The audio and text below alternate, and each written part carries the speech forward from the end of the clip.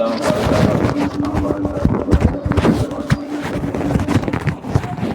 کی بات ہماری ہے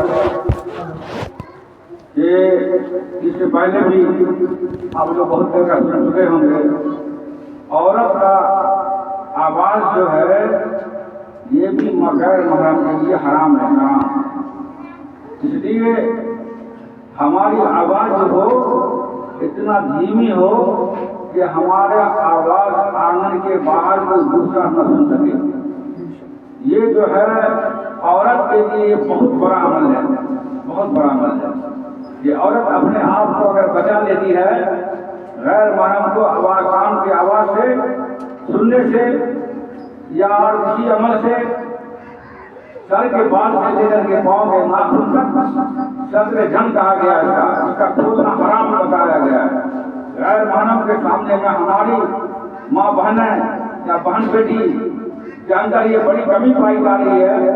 ہم اکثر بیشتر اپنے مسئلات کے معاملے میں اس بات کا واضح کرنا چاہتا ہوں، کرتا رہتا ہوں کہ آپ لوگ اپنے گھر کے اندر میں اپنے خصوص سے اپنے سسر سے ضرور پردہ کرتی ہیں اور بھینسوں سے بھی پردہ کرتی ہیں اور بڑی دھیمی آواز سے بات کرتی ہیں، لیکن کوئی کپڑا بیچنے والا آتا ہے، کوئی سبزی بیچنے والا آتا ہے، کوئی مچھلی بیچنے والا آتا ہے یا کسی طرح سے کوئی غیر محرم آتا ہے، اس کے سامنے میں ہم سر کو ننگا کر کے آ جاتے ہیں سامنے میں۔ معلوم یہ ہوتا ہے کہ صاحب یہ ہمارا اپنا بھائی آ گیا، بتائیے بھائی سے بھی پردہ کرنے کے لیے کہا گیا، اپنے جوان بیٹے سے کہا گیا ادب سے بات کرنے کا، اس کے سامنے میں سر نہ سن سکے ہمارا۔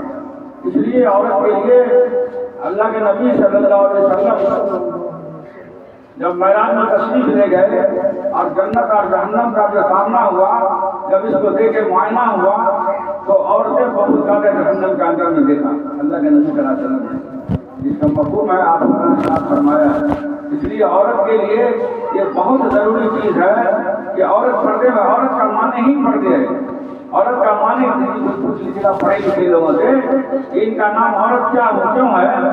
عورت کے معنی ہی پردے کے۔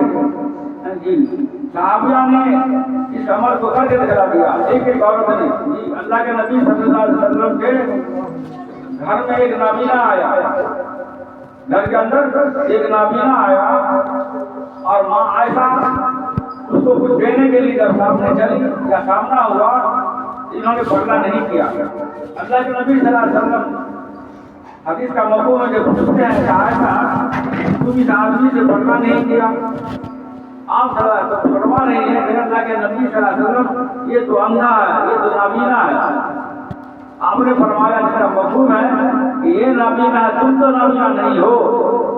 اب بتلائیے، ایک عورت کو نابینا مرد کے سامنے جانے سے بھی منع کیا جاتا ہے کہ جائے کہ ہماری مذکورات ان باتوں کا خیال نہیں کرتی، اور سبزی بیچنے والا کوئی غیر محرم اگر آ گیا سامنے میں تو بہت آرام سے ان سے بات کرتی ہے۔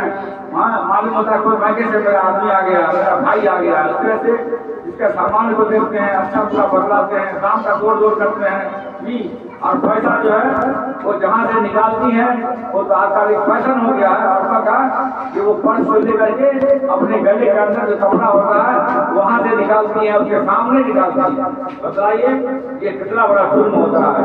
یہ ساری باتیں ہمارے لیے عورتوں کے لیے بالکل حرام ہے، بالکل حرام ہے اور بہت بڑا گناہ ہے۔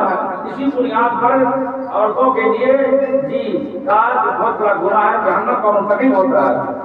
اللہ پاک ہم سب کو ان بلائی سے بچنے کی توفیق عطا فرما دے۔ آئندہ سے انشاءاللہ ہم ایسا نہیں کریں گے، اس کا اعلان کریں، اس کے اعلان کریں کہ انشاءاللہ اب کوئی آدمی سامان بیچنے والا یا کوئی مرد کوئی ضرورت سے اگر آ گیا ہم اس کے سامنے نہیں آئیں گے بلکہ اپنے آواز کو دور تک نہیں پہنچائیں گے۔ اللہ پاک ہم سب کو اس کے لیے عمل کی توفیق عطا فرما دے۔